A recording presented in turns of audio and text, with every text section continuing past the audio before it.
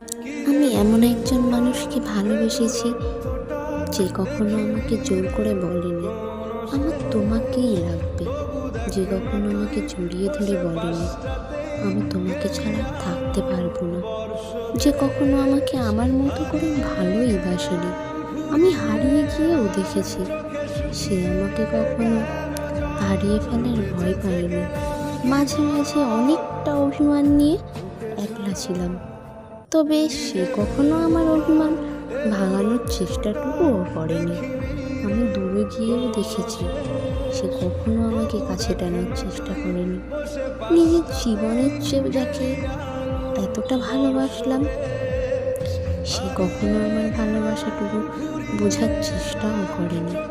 আমি সব দেখেছি, সব, তবে তার চোখে কখনো আমাকে হারানোর ভয়টা দেখিনি।